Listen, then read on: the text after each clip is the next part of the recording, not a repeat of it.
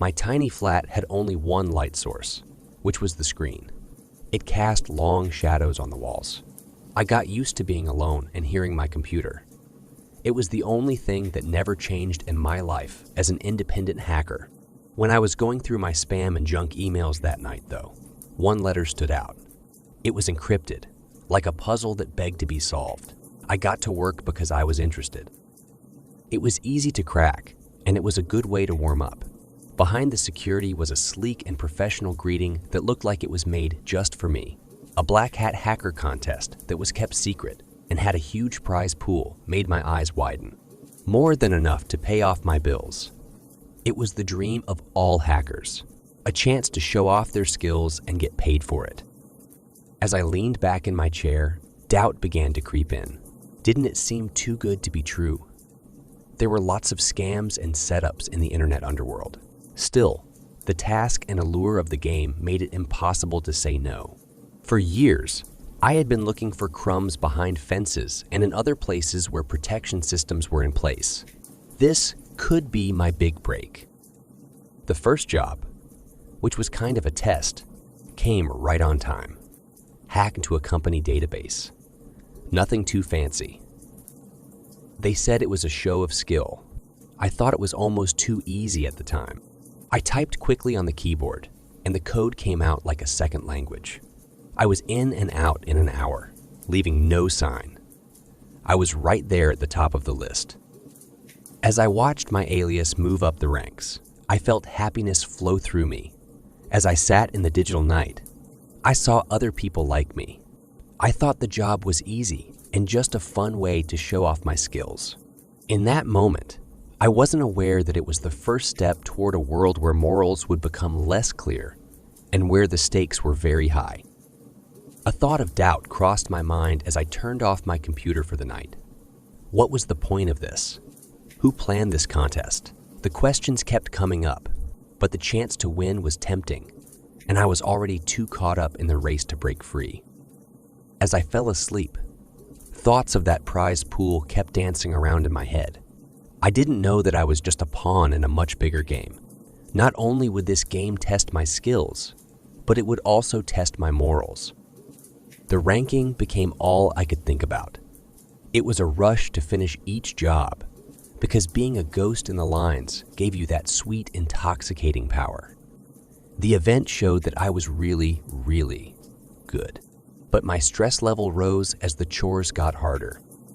It all began with a simple theft of data. The directions say to infiltrate and extract. A private computer that held private data was the goal. It felt great to break through layers of security.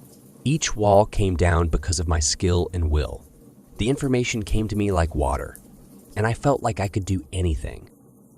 Things got worse with the jobs after that. Using blackmail.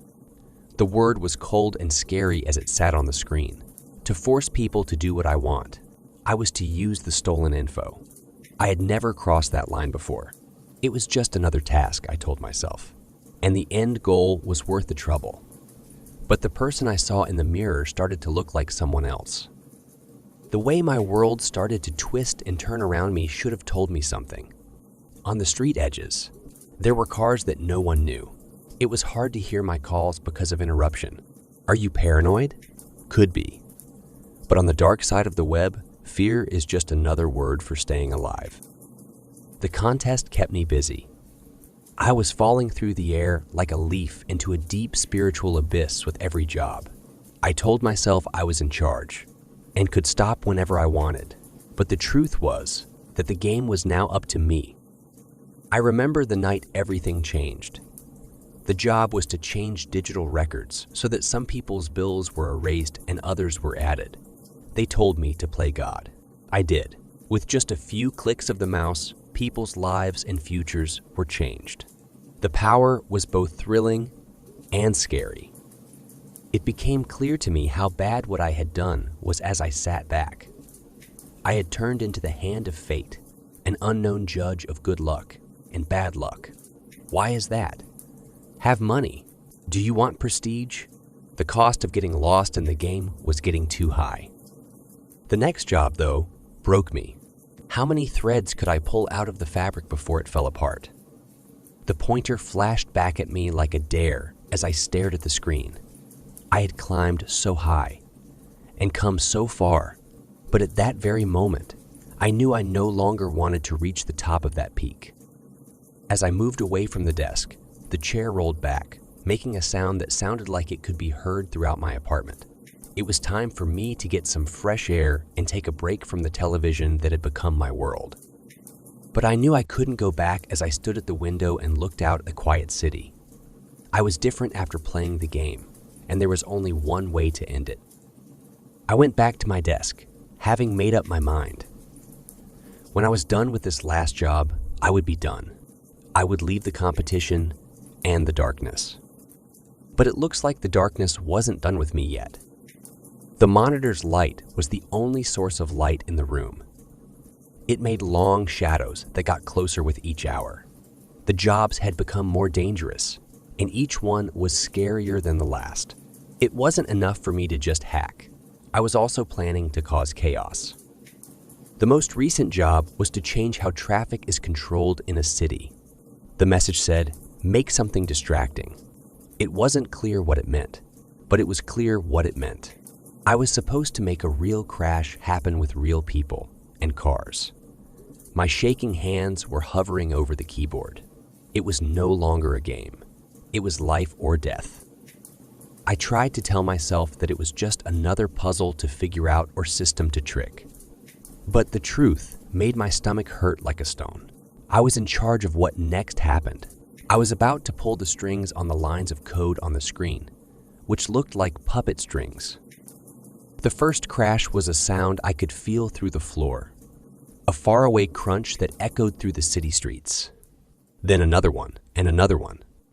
The chaos could be seen in real time on the traffic cams I had hacked into. In my thoughts, the screams and sirens were so loud that I couldn't hear them. It made me want to throw up, scream, and rip the computer off the wall to end it all. But fear kept me where I was. They were afraid of the unknown people who were behind the event and made it clear that there was only one way out. "You can't stop now," was the next task. A straight message. You need to finish what you started, or else the results will be personal. The danger was very clear, like the sound of a gun going off. I was told to get into a hospital's network and change patient records. It was crazy. It was impossible to imagine how bad things could get. Because I was afraid of what would happen if I said no, I moved forward. As I broke through the hospital's defenses, I felt like I was going down into a hole from which I could never come back up. I thought about the people whose lives I was putting at risk with every record I changed. People who would get the wrong medicine, have treatments on the wrong side, or be diagnosed too late, wouldn't get better. That was it. I fell asleep in my chair, a shell of the person I used to be. I no longer felt excited about hacking. Instead, I felt hollow and guilty, and it ate at my conscience. At that point, I knew I wasn't in the race anymore. The game was a trick on me, and it was pulling me deeper into a dark place from which I could not get out. I was now a player in a game with much higher stakes than I had thought. I knew it was time to break as I sat there in the dark with only the quiet hum of the computer for company. I had to decide whether to keep going down this path to disaster or figure out how to fight back against the forces that had caught me. But I quickly learned that some options are just tricks, and some traps are set so well that you can't get away without setting them off. The room was clean and cold, and the only sound was the clock clicking over and over again. The sound made me feel like someone was making fun of me. Every tick made me think of the time I had lost and would never get back. I was chained to the table by myself, and the taste of fear in my mouth was like metal. The last job was a superb work of trickery. They told them to break into the government server. Prove you are the best. And I fell into the trap like a moth to a flame, drawn in by the promise of success and freedom.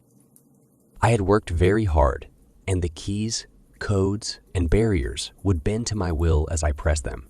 The screen went black when the last wall came down. The door had just slammed open, and the room was filled with agents. Their guns stood out against the light from my cameras. They didn't need to say something. The truth could be seen in their eyes and felt in the way they stood. I had been tricked. It was never about winning. It was always about getting clean.